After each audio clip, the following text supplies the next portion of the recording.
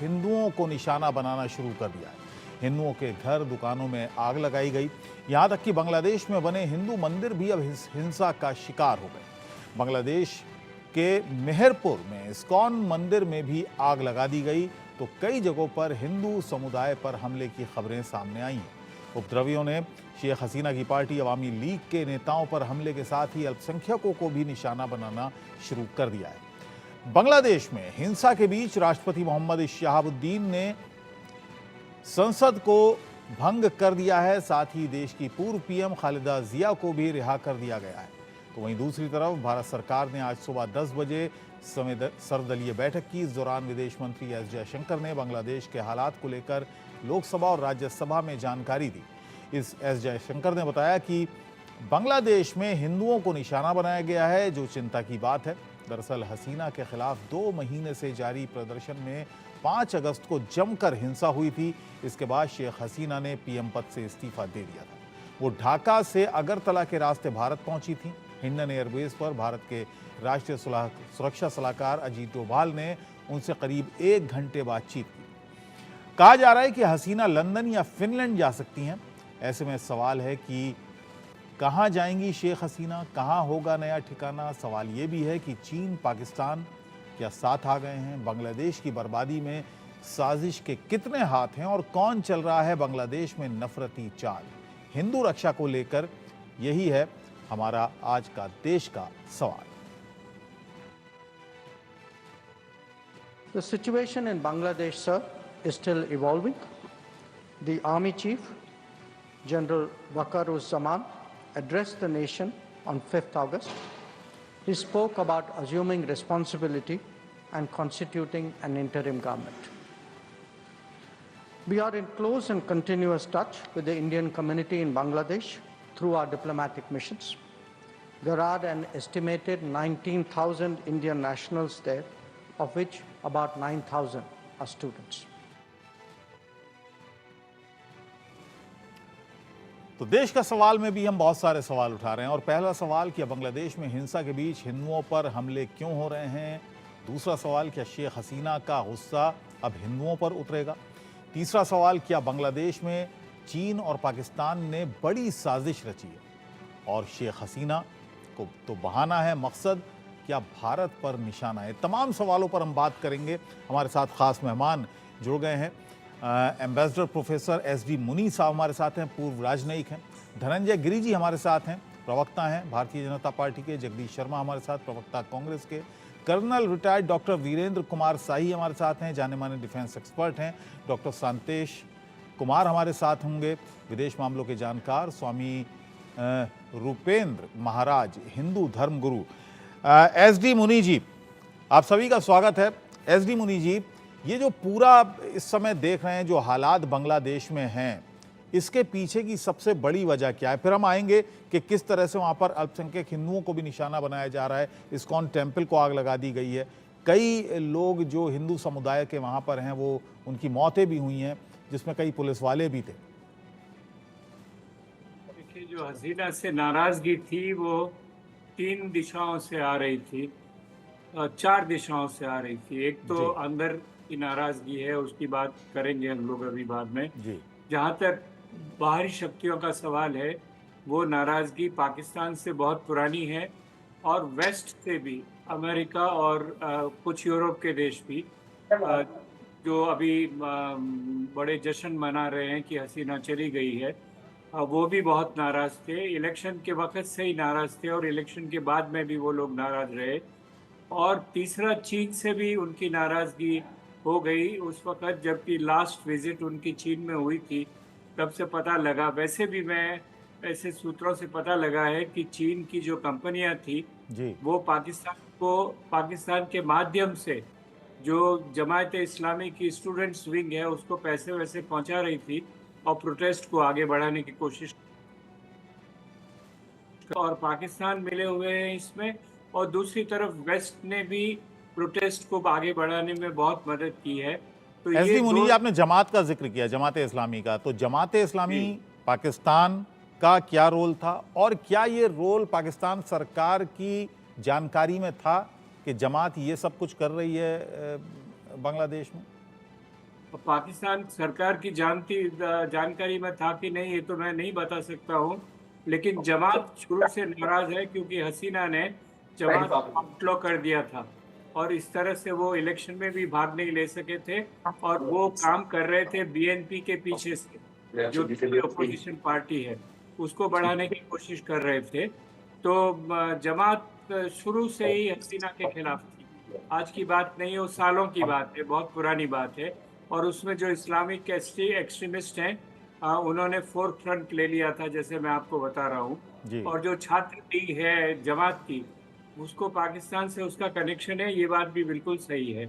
अब कितनी हद तक पाकिस्तान की सरकार उसको मदद कर रही थी, ये मेरे पास कोई पुख्ता जवाब नहीं है। लेकिन एक उसका बहुत बड़ा इंडिकेशन है कि जो मुजीबुर रहमान की मूर्ति थी, उसको नीचे हटाने में सिर्फ वही लोग काम कर सकते हैं जो बांग्लादेश को स्वतंत्र बनने के पक्ष में नहीं हो।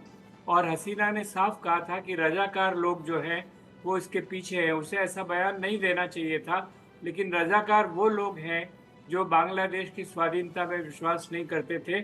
और जब पाकिस्तान ने बांग्लादेश को कुचलने की कोशिश की तो रजाकार पाकिस्तान की फौजों की मदद कर रहे थे। तो इस तरह के जो लोग हैं, उनका सीधा कनेक्शन पाकिस्तान से बहुत पुराना। जी ठीक है, मैं सबके पहले एक एक स्टेटमेंट ले लेता हूं और उसके बाद फिर मैं बहुत सारे मुद्दों पर बात करने वाला हूं। बांग्लादेश की जो समस्या है, तख्ता पलट वहां पर हो चुका है।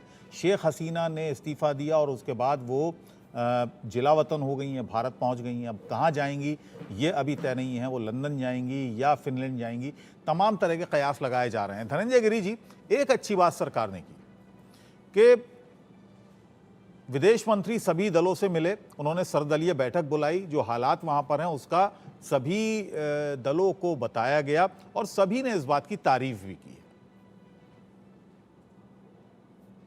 देखिए, ऐसा है कि भारत हमेशा अपने पड़ोसी मुल्कों के साथ अच्छे और दोस्ताना संबंध रखता है। हम अपनी नैतिक, राजनीतिक और सामाजिक दायित्वों का निर्वहन करते रहते हैं। शेख हसीना ने भारत से कहा कि वो भारत आना चाहती हैं। उनकी इस इच्छा का सम्मान किया कि उनको भारत आने दिया गया। अब आगे का सफर उनको तय करना है, वो कहाँ जाएंगे। इंग्लैंड, फिनलैंड, तमाम बातें चल रही हैं, तमाम कवायदे चल रही हैं और वहाँ जो अस्थिरता हुई है, जो व्यवस्था परिवर्तन हुआ है बांग्लादेश में, उसको हम सभी देख रहे हैं। अब उस पर नजर सबकी बनी हुई है। वहाँ अल्पसंख्यकों की जान खतरे में है, जानो माल खतरे में, वहाँ बिजनेस खतरे में है, माल असबाब खतरे में है, लोग खतरे में है। तो उसको देखने की जरूरत है। सरकार उस सब पे भी नजर बनाए हुए है कि कहीं भी किसी जगह पे अल्पसंख्यकों पर कोई जुल्म ना हो, कोई जोर जबर ना हो। और हम अपेक्षा करते हैं कि वहां भी जल्दी से शांति बहाल हो, जो व्यवस्था परिवर्तन हुआ है, नई व्यवस्था जल्दी से लागू हो। आज सोचने वाली बात उन लोगों के लिए भी है जो एजेंडा सेट करते हैं, जो ये बनाते हैं कि पीसफुल इंडेक्स में कहाँ है भारत, 100 के नीचे और 50 के ऊपर बांग्लादेश था, उसकी क्या स्थिति हुई। तो कई चीजें देखने की लायक है, कई चीजें दोबारा से इसको रिसर्च करना पड़ेगा, देखना पड़ेगा, समझना पड़ेगा और जी भारत को नजर बनाए रखना पड़ेगा। 4000 किलोमीटर से ऊपर का हम बॉर्डर शेयर करते हैं। जो परिस्थितियां हैं, जो स्थितियां बनी हुई हैं, उस पर हम लगातार दृष्टि बनाए हुए हैं और सरकार उस मजबूती से उस पर नजर रखे हुए है कि क्या हो सकता है, क्या हमारा योगदान हो सकता है। और जब शेख हसीना ने इन्होंने मांगा तो उनको नेचुरली, हम पहले से भी सबके साथ रहते हैं, हमारे पड़ोसी मुल्कों के साथ अच्छा दोस्ताना व्यवहार रखते हैं और आपके पड़ोस में कुछ हो रहा हो तो आप उससे निफिक्र या उसको नेग्लेक्ट करके नहीं रह सकते हैं। जो वहाँ व्यवस्था परिवर्तन हुआ है, अब देखिए नई व्यवस्था आए, नई व्यवस्था लागू हो, ठीक पड़ोसी है, मुल्क मैं की जगदीश बात है। शर्मा जी का भी कमेंट ले लूं, उसके बाद वीरेंद्र जी के पास भी जाऊंगा। जगदीश जी, जो हालात हैं उस देखिए पर मैं कमेंट समझता कीजिए हूँ पहले। देखिए मैं समझता हूँ हमारी बाहुबली सरकार कहीं ना कहीं चुनाव में बीज रही है। हालात देश से बदतर हो गए हैं। छोटे मोटे देश भी भारत पर हावी हो रहे हैं और हम कुछ कर नहीं पा रहे हैं। वहाँ हिंदू खतरे में है, इसके पता नहीं प्रधानमंत्री बताएंगे, गृह मंत्री बताएंगे, वो बचाए जाएंगे नहीं बचाए जाएंगे, क्या हालात होंगे। मंदिर तोड़े जा रहे हैं क्योंकि हिंदू की सरकार है। सोचना चाहिए गंभीरता से, कोई डर नहीं रहा हमारे से।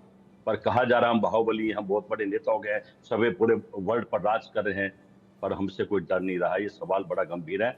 अब तो मैं समझता हूँ सरकार को जवाब देने हैं। शेख हसीना आई, अच्छी बात है, पड़ोसी संबंध अच्छे होने चाहिए, पर इसका क्या फायदा और क्या नुकसान होने वाला मुझे भविष्य में, सुनाई इस कुछ पर नहीं भी दे रहा है, क्या सरकार को ही बोल रहे हैं? सोचना है।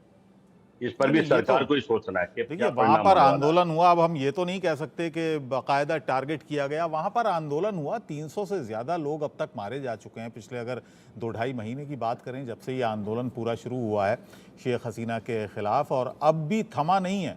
हम आपको बता दें कि शेख हसीना के इस्तीफ़ा देने के बाद भी ये थमा नहीं है, वहाँ पर जो उपद्रव है वो थमा नहीं। शेख हसीना ने इस्तीफ़ा दिया, उसके बाद भी 100 लोग वहाँ पर मरे।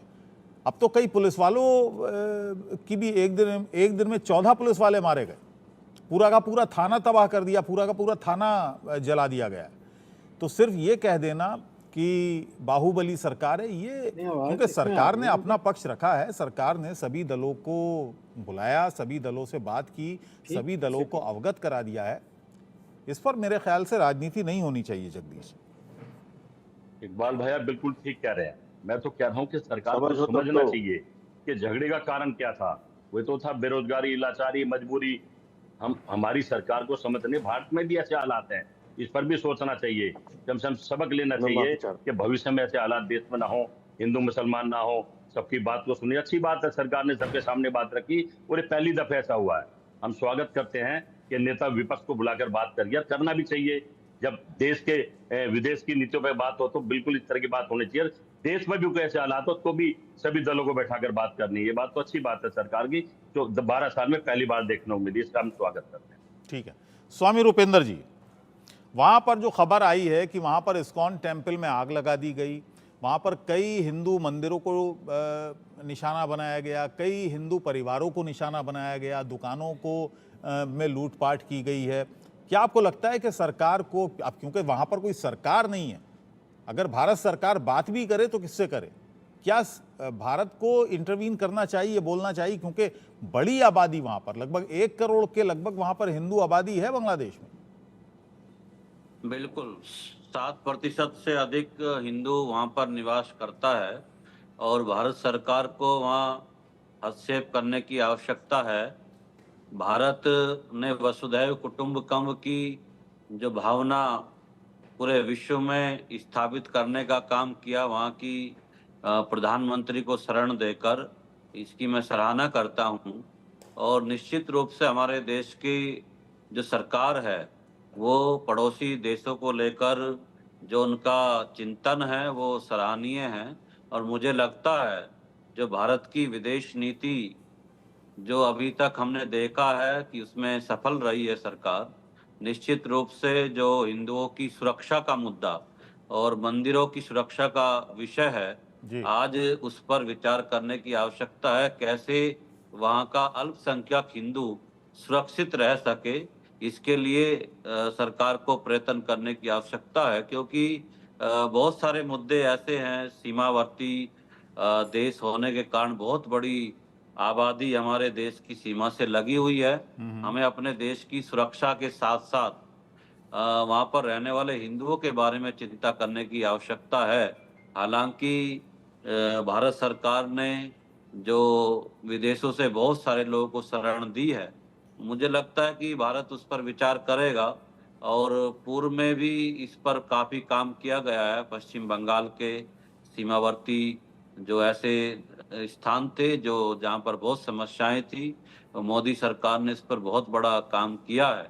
और हम सब लोग ये आशा है कि जल्दी ही वहाँ शांति स्थापित हो और वो सरकार उस पर अपने सहयोगी दलों के साथ साथ जो विपक्ष है, भारत की जो राजनीतिक पार्टियां हैं, उन सब से भी विचार करना चाहिए और विचार करके एक सकारात्मक पहल उस पर हो, ठीक है, जो पूरे विश्व के लिए एक मिसाल कायम। ठीक है स्वामी, ठीक है।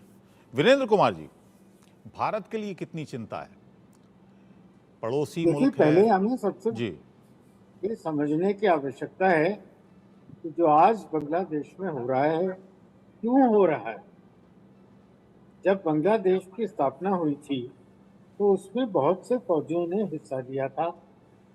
उनकी संतानों को एक रिजर्वेशन दिया गया जॉब्स में।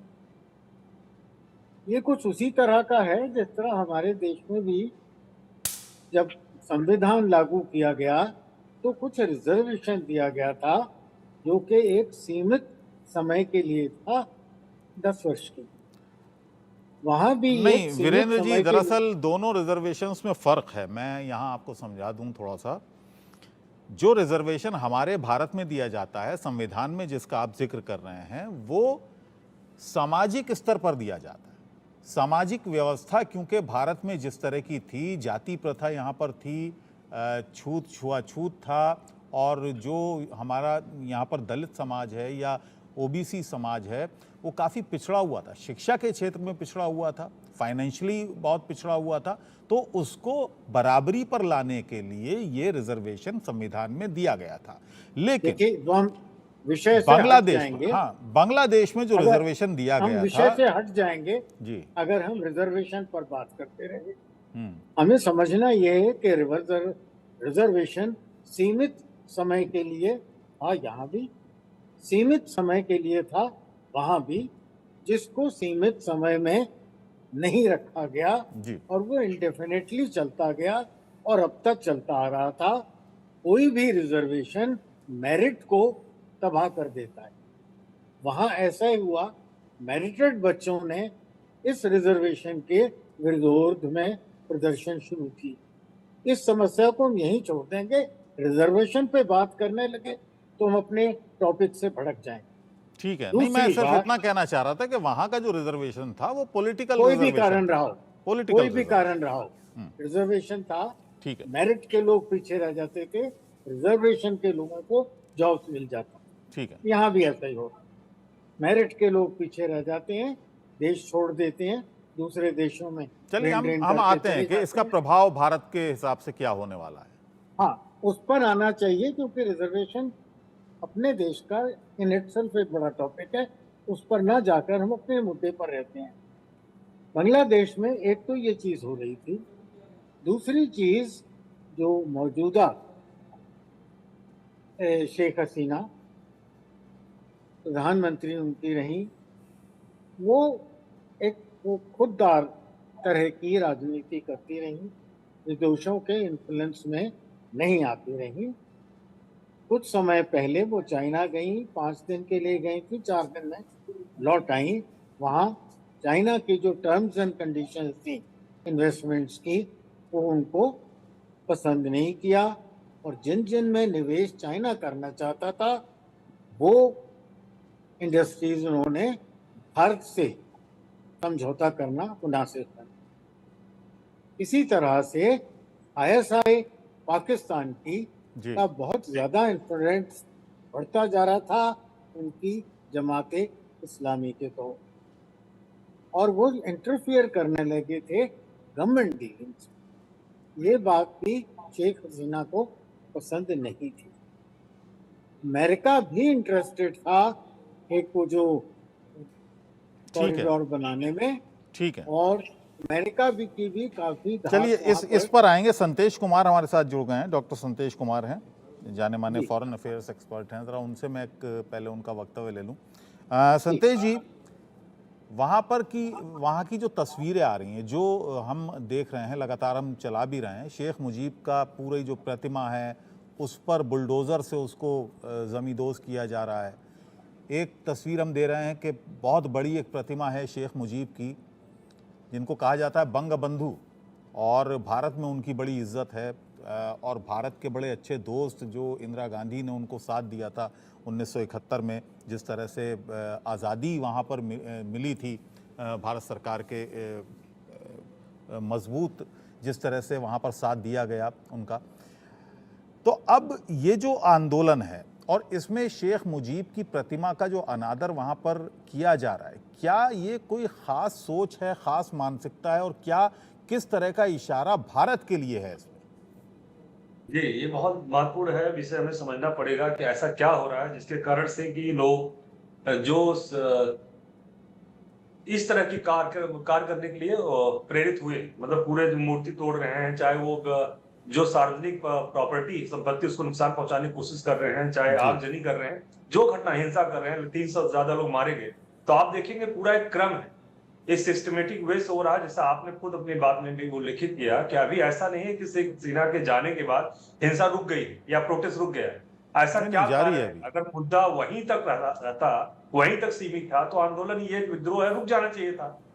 लेकिन ये आंदोलन रुक नहीं रहा, ये और बढ़ता जा रहा है। इसका कारण क्या है, इस पे जाने की जरूरत है, इसको समझने की जरूरत है। जैसे आप देखेंगे 1971 में जो आजादी लड़ाई लड़े उन्होंने कि पाकिस्तान से अलग होकर ईस्ट पाकिस्तान अलग बांग्लादेश बनाया गया, पाकिस्तान से अलग हम रहेंगे, लेकिन उस लड़ाई के दौरान भी एक बड़ा तबका ऐसा था जो पाकिस्तान के साथ रहना चाहता था। जैसा प्रोफेसर एस.डी. मुरी ने बताया कि रजाकार, जिसको उन्होंने कोट किया, शेख हसीना ने बोला कि रजाकार, ये लोग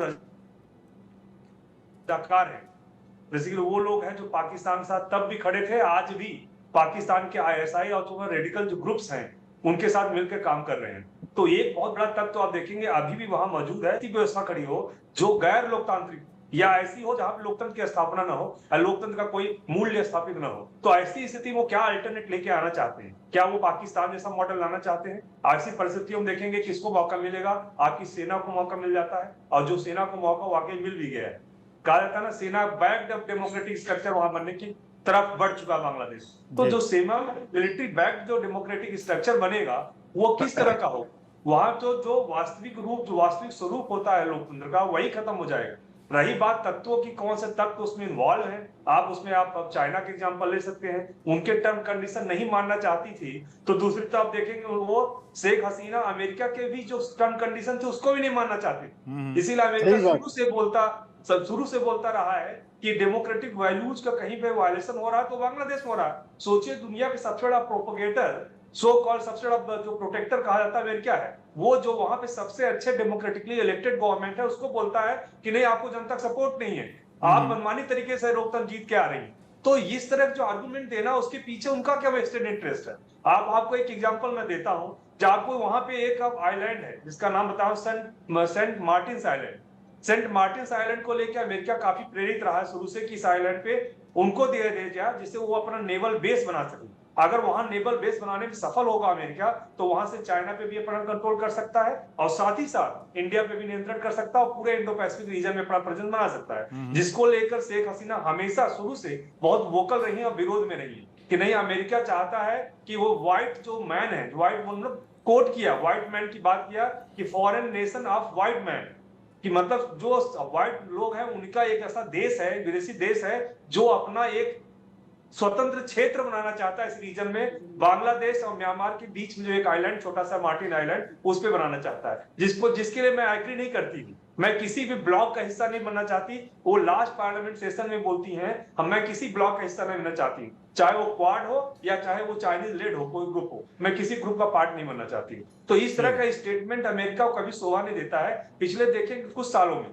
7-8 सालों में जितने भी एम्बेसडर यूएस के गए हैं वहां पे बांग्लादेश में, सबने बांग्लादेश गवर्नमेंट के अगेंस्ट स्टेटमेंट पास किया है कि बांग्लादेश में डेमोक्रेसी नहीं है, डेमोक्रेटिक वैल्यूज नहीं है, बहुत सारी प्रॉब्लम्स को इलिस्ट्रेट किया। लेकिन देखेंगे इंडिया का रिलेशन बांग्लादेश से धीरे धीरे समय के अनुकूल बढ़ता गया, बहुत मजबूत होता चला गया। और बांग्लादेश को यह समझ में आ गया था कि अगर हम भारत से मिलकर काम करेंगे तो हम ज्यादा प्रॉस्पर होंगे, विकसित होंगे, आगे बढ़ेंगे। जो हैप्पीनेस इंडेक्स की बात की जा रही है, फास्टेस्ट ग्रोइंग इकोनॉमी की बात की जा रही है, चाहे कपड़े का व्यापार की बात की जा रही है, तमाम ऐसी चीजें जो बांग्लादेश बूम कर रहा था, आगे बढ़ रहा था। आप पूरी दुनिया में किसी मार्केट चली जाए, बांग्लादेश मेड इन बांग्लादेश कपड़े आपको मिल जाएंगे। अचानक से ऐसा क्या हुआ कि तमाम देश इसके खिलाफ खड़े हो गए, वो देश जो भारत के खिलाफ रहते हैं, चाहे वो चाइना हो, चाहे वो बेसिकली पाकिस्तान हो, या वो तत्व जो भारत के खिलाफ लड़ रहे हैं, टेररिस्ट ऑर्गेनाइजेशन है, आईएसआई है, जो आपका रेडिकल ग्रुप्स है, सब मिलकर। एसडी मुनि जी, ठीक है, मैं इस पे आऊंगा। एसडी मुनि जी, जैसा कि संतेश जी भी कह रहे थे, ये बताइएगा कि यहाँ पर एक घटना का जो हम इस प्रोग्राम कर भी रहे हैं कि वहाँ पर मंदिरों पर हमले हुए, वहाँ पर जो अल्पसंख्यक हिंदू हैं उनको निशाना बनाया गया, उनकी दुकानों को, मकानों को निशाना बनाया गया। कुछ एक थाना था जहाँ के 13 या 14 पुलिस वाले थे, उनको मार डाला गया। उनमें से खबर आ रही है कि ज़्यादातर उसमें हिंदू समुदाय से थे। क्या आपको लगता है कि क्योंकि शेख मुजीब की फैमिली जो थी वो भारत से बड़े अच्छे रिश्ते थे, उनकी पूरी फैमिली तो रही नहीं थी, सिर्फ 2 बहनें ये बची थी, शेख हसीना और शेख रेहाना, बाकी फैमिली तो वहीं पर हत्या उनकी हो गई थी। तो ऐसे में क्या आपको लगता है कि जो आंदोलन चल रहा है, आंदोलनकारी हैं, छात्र आंदोलन की आड़ में कुछ ऐसे तत्व हैं जो एक मैसेज भारत को देना चाहते हैं इस तरह की घटनाओं को अंजाम देकर? देखिए, आप वहाँ की राजनीति को जरा पैनी नज़र से देखने की कोशिश करें जी। और उसमें मैं उसको एक हिंदू मुसलमान के दायरे से नहीं देखता हूँ। बेशक जो अटैक भी चल रहे हैं हसीना के रेजिग्नेशन के बाद भी और फौज के ऐलान के बाद भी, उसकी सबसे बड़ी वजह यह है कि वहाँ के जो ओपोजिशन और एक्सट्रीमिस्ट फोर्सेस हैं जिनके ऊपर फौज का वरद हस्त है, जिनको बाहर से मदद है, वो डेमोक्रेसी और सेक्युलर फोर्सेस को खत्म करना चाहते हैं। अच्छा। और हिंदू माइनॉरिटी को वो इसका एक हिस्सा मानते हैं, क्योंकि वो समझते थे कि जो हिंदू माइनॉरिटी है वो हसीना को मदद कर रही थी। तो अटैक सिर्फ हिंदुओं पे नहीं है, हिंदुओं पर भी है, उसके साथ साथ नहीं, सारे अवामी लीग के तमाम मेंबरान पर हो रहा है, हाँ, वो उनके यही नेताओं मैं पर हो रहा है। समझने की आपको यही समझाने की कोशिश कर रहा हूं मैं कि आवामी लीग पे सभी पे है, जो डेमोक्रेट्स हैं वहां के उन पे अटैक है। देखिए, पार्लियामेंट को उन्होंने खराब कर दिया। पार्लियामेंट का तो कोई रिलीजन नहीं है, किस तरह से उसको तबाही कर दी उन्होंने, और फौज ने कुछ नहीं किया उसको बचाने के लिए। तो फौज का वरद हस्त है उसके पीछे। नहीं, वहां पर और जो फौजी कमांडर हैं डेमोक्रेटिक और वकारुल जमा, उन्होंने तो कह दिया है कि इसलिए मैंने पुलिस और उसको फौज खत्म को कहा है किया कि जाए। गोली ना चलाएं आंदोलनकारियों पर।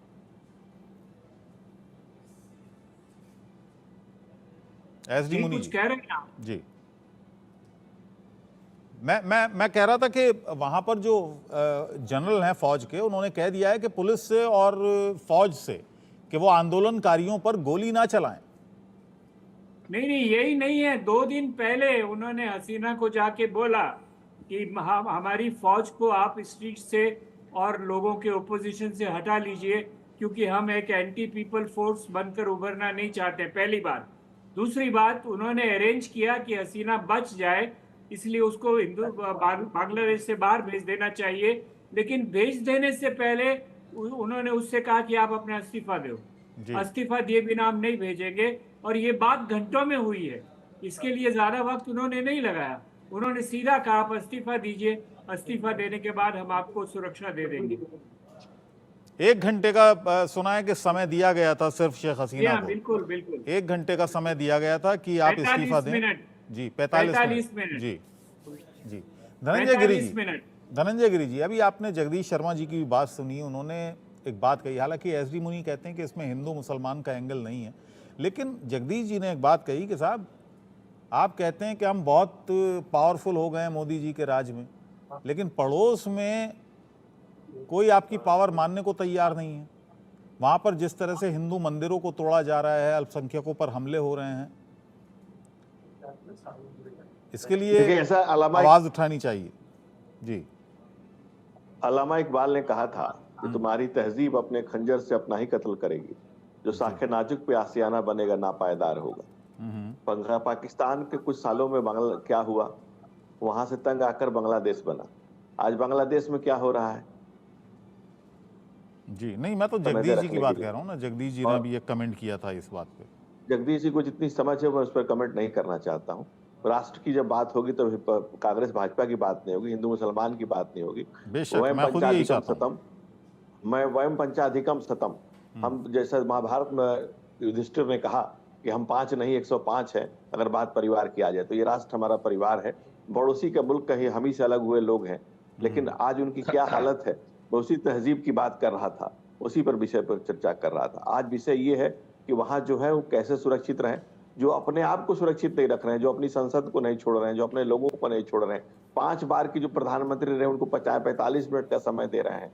चिंता उस बात की है और चिंता उसको करने की जरूरत है। हमारा तुम्हारा हम लोग कभी कर लेंगे, कभी बाद में फुर्सत में बैठ कर लेंगे, लेकिन आज चिंता इस बात की है कि जो लोग वहां फंसे हुए हैं, जो निहत्थे हैं, जिन पर सेना जिन पर कमांड नहीं कर पा रही है, तो उस परिस्थिति को, जो व्यवस्था परिवर्तित हुई है, जो व्यवस्था बदली है, उसका क्या होगा, वहां फंसे हुए लोगों का क्या होगा, उनकी सुरक्षा पहले की जाए, उनके माल असबाब की रक्षा पहले की जाए, उनकी जान और माल की रक्षा पहले की जाए। हमारी प्रायोरिटी में ये है। हम हमेशा 24 घंटे राजनीति, हम राष्ट्र नीति की जब बात आए तो राजनीति को किनारे रख देते हैं, और उससे भी ऊपर मानवता के ऊपर के मूल्यों की सबसे बड़ी परिभाषा भारत है, और युगों युगों से इसकी परिभाषा भारत है। इसलिए शेख हसीना ने जब जरूरत पड़ी उन्होंने भारत की तरफ मदद का हाथ बढ़ाया, हमने आगे हाथ बढ़ाकर उनका स्वागत किया, और आगे वो कहाँ जाएंगी ये समय तय करेगा। और हम चाहेंगे कि एक शांति, एशिया में शांति कायम हो, और कैसे कायम होगी ये देखने की बात हुई। हमारी जिम्मेदारी होगी, हमारी जवाबदेही होगी। ये अभी पक्ष विपक्ष, सत्ता, कांग्रेस भाजपा ठीक के है, विषय बेशक नहीं है। आपकी बात सही है। जगदीश जी, इस मामले में राजनीति नहीं होनी चाहिए। आपने जो शुरुआत में कही बात, उसमें लग रहा है कि आप इस पर भी राजनीति करने की बात कर रहे हैं। इकबाल भाई, मैं आपको पूछना धनंजय जी, हमारी बात सलाह नहीं मानना चाहते, नहीं बात करना चाहते, भारत की बात तो करेंगे ना। आप देखिए, भारत के जितने भी पड़ोसी दोस्त थे, देश थे, सबके तख्ते पलट हो रहे हैं, तो भारत का क्या फर्ज नहीं बनता उनकी मदद करे, खड़ा हो जाए। चाइना को आंख दिखाए, पर्दे के पीछे कौन है सबको पता है। पाकिस्तान है, चाइना है, हमारे चारों तरफ से घेरा डाल लिया है। अगर हम ऐसे चुप बैठे रहेंगे यार, बाहुबली नहीं बनेंगे, ताकत नहीं दिखाएंगे, आंख नहीं दिखाएंगे, तो घर में घुस रहे हैं, घुस जाएंगे। कम से कम विपक्ष के नाते हम सलाह दे रहे हैं कि भाई कुछ करो। आप तो हिंदुओं के बड़े बाहुबली हो, हिंदू मारे जा रहे हैं, आप क्यों बैठे, क्या करा?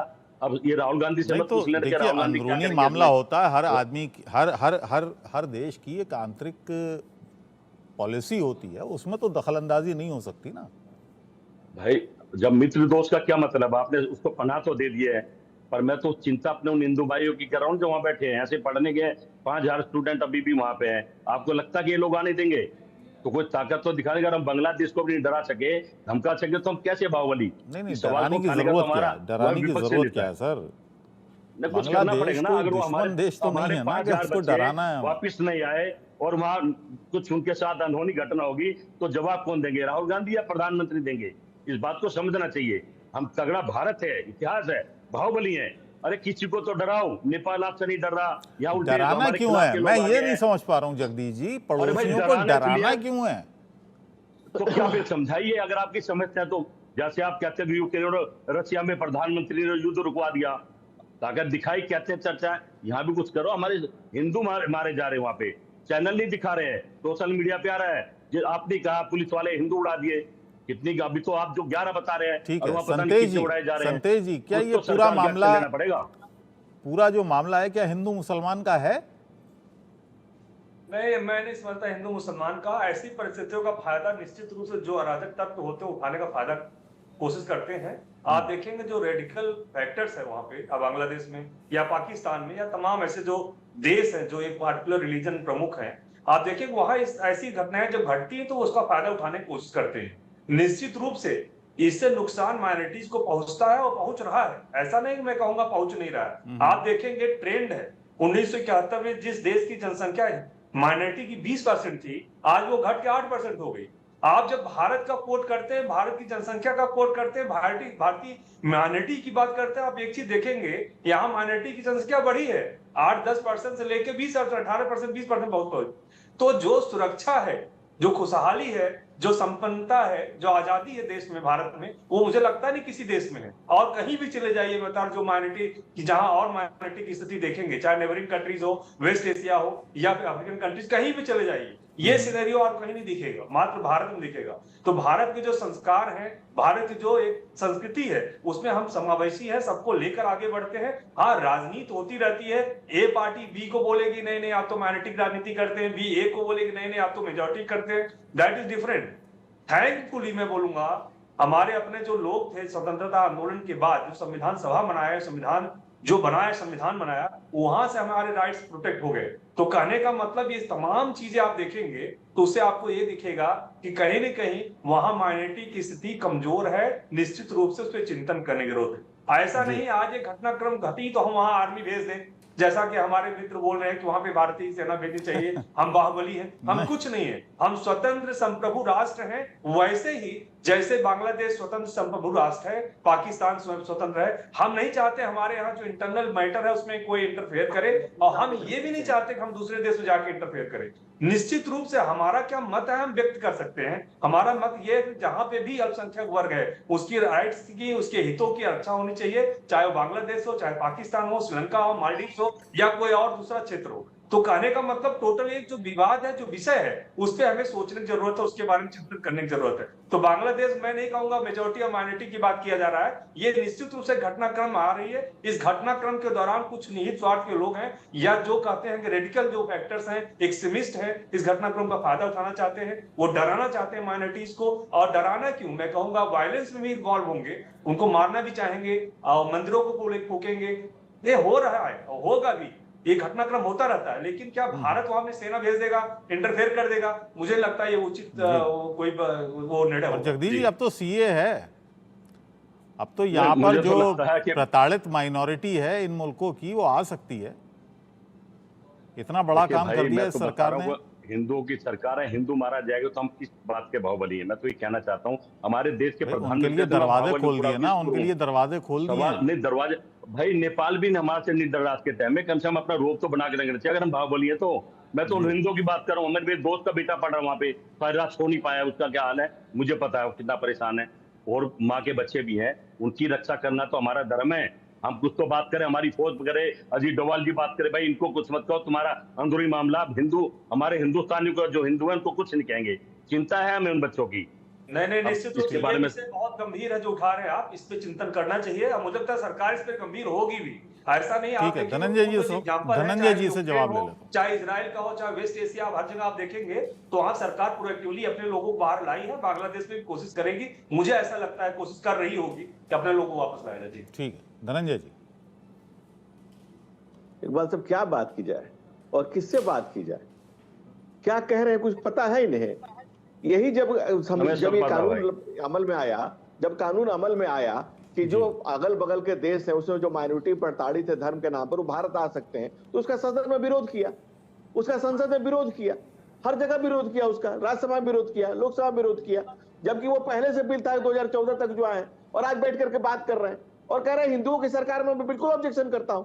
ये भारत की सरकार है, ये इस राष्ट्र की सरकार है, जिसको इतनी भी समझ नहीं है उसको आप टीवी पर बैठा के प्रवचन करा रहे हैं, आप जिसको बैठा करके प्रवचन करा रहे हैं टीवी पर, जो कह रहे हैं कि हिंदुओं की सरकार है। अरे देश की सरकार है, ये भारत की सरकार है। इनको जिसको बेसिक्स भी नहीं पता उनको पकड़ के ले आते हैं। अरे भाई राहुल गांधी को भारत समझ में नहीं आता है, भारत पर बोलेंगे, और इनको विश्व की कुछ बोलेंगे।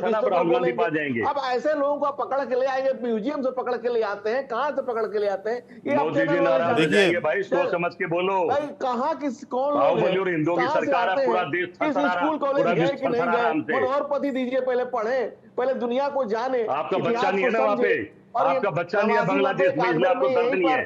हमें दर्द है, हमारे नेता को भी दर्द है। उसने कह दिया कुछ अच्छा करो, आज तक उस पर बोले हैं, लेकिन कुछ भी बोल देना है। भाई राहुल गांधी अगर यही है तो स्टेटमेंट दे। बस आपसे सवाल ना पूछो, आपसे पूछो मत कि उनको कैसे बचाओगे, कोई जवाब नहीं है, कोई किसी से बात नहीं कर रहा है। हम तो सारे चैनल देख रहे हैं, कोई किसी से बात नहीं कर रहा है। उन बच्चों को बचाना किसका धर्म है? 62 में चाइना आया तो आप देख ही रहे थे, हमने सारा देखा। आप मत बोलो चाइना के बारे में, 2 टुकड़े भी हमने कर दिए थे। आप तो सिर्फ बातें कर सकते हो जितनी कर सकते हो, गुमराह कर सकते हो। ये उन माँ बाप को क्या जवाब दोगे जिनके बच्चे फंस गए? जगदीश जी का मत ये था कि जिंदा है भी या नहीं भी है। इकबाल साहब, ये दादागिरी मेंटेलिटी, खाली बांग्लादेश और पाकिस्तान में थोड़ी है, आप भी कुछ लोग पकड़ के लेके चले आते हैं। नहीं किसी को पकड़ के देखिए, ये पकड़ के लाना देखिए, सभी आप मेरे लिए आप सभी सम्मानित हैं, सबको अपनी बात रखने का हक है। वीरेंद्र जी कुछ कह रहे हैं, वीरेंद्र जी कुछ फैसले होते हैं, वीरेंद्र जी सोचे समझे फैसले होते हैं और दूरदर्शी फैसले होते हैं। बाहुबलियों तो दादागिरी, हर आदमी हमारे पर चढ़ के बैठ के बड़े दूरदर्शी फैसले चल रहे हैं। गुंडागर्दी मेंटालिटी से सरकारें नहीं चलती। तो यहाँ तो ये चल कहना 10 साल से कि हमारे देश में ईडी सीबीआई झूठे मुकदमे क्या है, ये सरकार चल रही है क्या? प्रभु कौन से देश में रहते हो? भारत की बात कर रहा हूं मैं भी भारत की रामराज बात नहीं कर है रहा हूं। भारत के अंदर। अरे वीरेंद्र जी सर कर्नल रहे हैं, आपके पास कोई ईडी वाले ना जाने माने रक्षा विशेषज्ञ हैं। बच्चों की चिंता करेंगे सरकार बताए, या ये भी राहुल गांधी बताएंगे उन बच्चों का क्या करना है? मैं तो ये पूछ रहा हूँ सरकार बताए बच्चे जो 4000 स्टूडेंट फंसे पड़े वो कैसे आएंगे, जिंदा है भी या नहीं है? ठीक है, ये पूछ रहा हूँ मैं तो। भारत का रोल बड़ा क्रूशियल है, क्योंकि भारत का बहुत बड़ा रोल रहा है 1971 में आज़ादी को लेकर बांग्लादेश की, और बड़े अच्छे रिश्ते रहे हैं शेख मुजीबुर रहमान की फैमिली से, शेख हसीना से।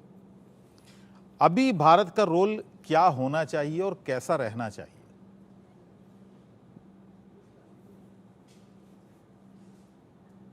इसके लिए ये जी एसडी मुनि जी आपसे ही है। अच्छा देखिए, मैं जो भारत की नीति है अभी इस हालात में 4 फ्रंट पे इसको काम करना है। पहला फ्रंट ये है कि हमें हसीना को सुरक्षा देनी है, और अगर दूसरी सरकारें हसीना को लेने में हिचकिचाती है तो उसको यहाँ रहने दीजिए, वरना सभी पड़ोसियों को ये संदेश जाएगा कि जो भारत के साथ है भारत उसकी संकट के समय मदद नहीं कर पाता है, पहली बात। दूसरा, हमको ये देखना होगा कि जो इंटरिम गवर्नमेंट वहां बन रही है उसमें किसी भी तरह से पाकिस्तान और चीन हावी नहीं हो। उनके रिप्रेजेंटेटिव तो होंगे, मैं उसको रूल आउट नहीं करता हूं, लेकिन वो डोमिनेट नहीं करे। और ये करने के लिए हमें फौज के साथ और अगर संभव हो तो बीएनपी के साथ और अमेरिका के साथ संबंध बनाकर ये कोशिश करनी होगी कि इंटरिम गवर्नमेंट बिल्कुल हमारे खिलाफ नहीं हो। तीसरा फ्रंट है कि जो अच्छा, मैं यहाँ पर बांग्लादेश में एस डी मुनि जी, आप दो जो पहलू हैं वो भी बता देना, लेकिन अगर ये एलिमेंट शामिल हो जाते हैं और वहां पर चाइना और शामिल तो पाकिस्तान, फौज करेगी, ठीक है, करेगी, फौज करेगी, अगर वो फौज सफल हो इसके जाते पीछे है। अगर वो सफल हो जाते हैं तो इसका भारत पर क्या असर पड़ेगा? नहीं, अगर उसमें बैलेंस होता है, जैसे मान लीजिए मोहम्मद यूनुस उसके सदर होते हैं जी। और दूसरे ऐसे लोग हैं जो उनको, तो उनका आपस में संतुलन वहां बना रहेगा और वो डोमिनेट नहीं करेंगे। चलिए, मोहम्मद यूनुस का आपने नाम लिया है, बहुत एस डी नुकसान मुनि नहीं जी, कर उन्हीं सकते। से जुड़ी एक बड़ी खबर आ रही है। बांग्लादेश सरकार में मोहम्मद यूनुस मुख्य सलाहकार होंगे। मोहम्मद यूनुस मुख्य सलाहकार बनने पर राजी भी हो गए हैं। आंदोलनकारियों ने ही बाकायदा मोहम्मद यूनुस का नाम लिया था। मोहम्मद यूनुस अब अंतरिम सरकार का नेतृत्व करेंगे बतौर सलाहकार। तो बांग्लादेश में मोहम्मद यूनुस मुख्य सलाहकार होंगे। मोहम्मद यूनुस मुख्य सलाहकार बनने पर राजी हो गए हैं। उधर बांग्लादेश में आरक्षण को लेकर हिंसक पूर्णिया, किशनगंज, अररिया से सटे हुए बांग्लादेश के बॉर्डर पर तनाव का माहौल है। हमारे सहयोगी सोनू चौधरी की एक रिपोर्ट आपको दिखाते हैं। आरक्षण को लेकर बांग्लादेश में हुए हिंसक झड़प के बाद अब बिहार के जो पुलिस मुख्यालय है उसके तरफ से एक आदेश जारी हुआ है। उस आदेश में साफ तौर पर जो बांग्लादेश के सीमावर्ती क्षेत्र हैं उस क्षेत्र में मॉनिटरिंग और पुलिस गश्ती को बढ़ाने की बात निकलकर सामने आई है। ऐसे में यह अब जो है जहां पे मैं खड़ा हूं यह कटिहार जिला है और कटिहार जिला सीमांचल का वह जिला है जहां पे शरणार्थी की आने की अनुमान लगाई जा सकती है। ऐसे में यहाँ की जो पुलिस प्रशासन है वो काफी हाई अलर्ट मोड पे है और ये जो हमारे पीछे आप तमाम गाड़ियां देख रहे हैं कहीं न कहीं हाई लेवल मीटिंग है और इस मीटिंग के बाद जो भी कुछ निकल कर सामने आएगा इससे साफ तौर पर ये मैं दिखाने का कोशिश करूंगा कि किस तरह की जो मीटिंग है, मीटिंग खत्म होने के बाद क्या कुछ निकलकर सामने आ रहा है। तो यह जो क्षेत्र है सीमांचल का कटिहार, यह निश्चित तौर पर इस बांग्लादेश के सीमावर्ती क्षेत्र से घिरा हुआ जगह है और यहाँ से महज 200 किलोमीटर से भी कम के रेंज में बांग्लादेश का बॉर्डर है और यह अनुमान लगाया जा सकता है कि कहीं न कहीं जो बांग्लादेश से जो हिंसक झड़प हुई है उस हिंसक झड़प में जो भी शरणार्थी है वो कहीं न कहीं कटिहार जो सीमा क्षेत्र के नज़दीक है, कुमेतपुर हो गया, बलरामपुर हो गया, बरसोई हो गया, ये तमाम जो चीजें हैं वो नजदीक हैं और इससे घुसने की संभावना जताई जा सकती है। तो एस डी मुनि जी, ये आप बात कर रहे थे मोहम्मद यूनुस की, और लीजिए मोहम्मद यूनुस अब इस बात पर राजी हो गए हैं कि मुख्य सलाहकार वो बन जाएंगे, यानी शुरुआत में बागडोर उनके पास रहेगी सरकार की। और ये सजेशन आंदोलनकारियों की तरफ से ही आया था।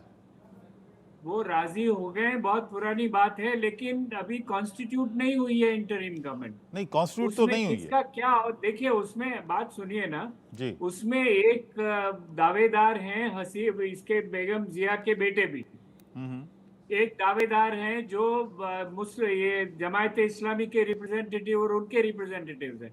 तो जो कॉन्स्टिट्यूट जैसे लोग वहां आएंगे उससे पता लगेगा कि मोहम्मद यूनुस भी उसको कंट्रोल कर पाएंगे कि नहीं कर पाएंगे। मोहम्मद यूनुस के पीछे वेस्टर्न फोर्सेस हैं और वो चाहती हैं कि मोहम्मद यूनुस उसका कोऑर्डिनेशन करे, उसके अध्यक्ष बने रहे, लेकिन बन जाने दीजिए। अभी ये जिद्दोजहद वहाँ की फौज पिछले 10 घंटे से कर रही है। एक बात थोड़ा सा और समझाइए जी मुनि जी, और वो ये है कि मोहम्मद यूनुस जो हैं वो एक अर्थशास्त्री हैं, जाने माने बैंकर उनको कहा जा सकता है। राजनीति की कितनी समझ रहेगी, और ख़ासतौर से इस माहौल में जब एक प्रधानमंत्री को देश छोड़ना पड़ रहा है। आप उनका 2 दिन पहले का इंटरव्यू देखिए, उसमें वो पूरी राजनीति कर रहे हैं और उसमें उन्होंने साफ कहा है कि इस आंदोलन का हल सिर्फ हसीना का रेजिग्नेशन है। और यही बात अमेरिका बहुत पहले से कह रहा है, यही बात यूरोप के देश बहुत पहले से कह रहे हैं। पेरिस में जश्न मनाया गया है हसीना को हटाने का। तो ये आप पूरा जो अंतर्राष्ट्रीय संदर्भ है उसको ठीक से आंकने की कोशिश करनी चाहिए। हम लोगों को समझना चाहिए कौन कौन से फोर्सेस कहां पर लगे हुए हैं आज। तो मोहम्मद यूनुस को हिंदुस्तान वेलकम करेगा, हम लोग वेलकम करेंगे, क्योंकि वो चीन और पाकिस्तान के खिलाफ एक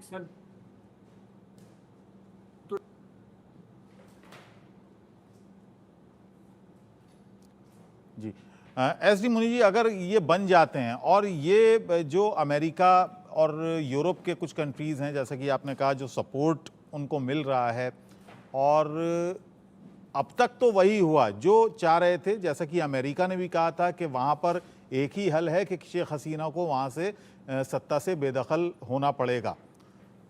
उसके बाद भी हालांकि अभी हिंसा रुकी नहीं है, लेकिन मैं ये जानना चाह रहा हूँ कि क्या इस मामले में अगर चीन और पाकिस्तान सक्रिय हैं और जो वो चाहते हैं ऐसा अगर हो गया, तब उस स्थिति में भारत को क्या करना चाहिए, भारत किस तरह से इस चीज़ को हैंडल करेगा, मैं ये आपसे जानना चाह रहा हूँ। मैं बता रहा हूँ ना कि वो हमारे हक में रहेगा। भारत को तब बीएनपी में पुराने हमारे कॉन्टेक्ट्स हैं, भारत के जो संबंध हैं वो बीएनपी से पूरे टूटे नहीं है जी। और फौज के साथ हमारे संबंध है। हमने बहुत सारी मदद की है फौज की, $500 मिलियन हमने उसको लाइन ऑफ क्रेडिट दिया है आर्म्स खरीदने के लिए। तो जो फौज में हमारे संपर्क है उनसे हमें ये कोशिश करनी होगी कि भारत के जो हित हैं, 2-3 तरह के हित हैं। एक तो हमारा बहुत इन्वेस्टमेंट है वहां पर, अडानी के बहुत सारे प्रोजेक्ट हैं और दूसरे बहुत सारे प्रोजेक्ट हैं, एक माइनॉरिटीज है वहां पर, और तीसरा बड़ा हमारा हित है कि डेमोक्रेटिक फोर्सेस को खत्म नहीं किया जाए, आवामी लीग को बिल्कुल नेस्तो नाबूद नहीं किया जाए जैसा 75 में किया गया था। जी चलिए ठीक है, बहुत बहुत शुक्रिया एस डी मुनि जी, और आप सभी का बहुत बहुत धन्यवाद। हालात बहुत नाजुक वहाँ पर हैं और भारत को भी बहुत फूंक फूंक कर कदम रखने की ज़रूरत है, सरकार को बहुत फूंक फूंक कर कदम रखने की ज़रूरत है, क्योंकि बहुत सारे इंटरेस्ट इसमें शामिल हैं बांग्लादेश में जो कुछ हो रहा है। बहुत बहुत शुक्रिया आप सभी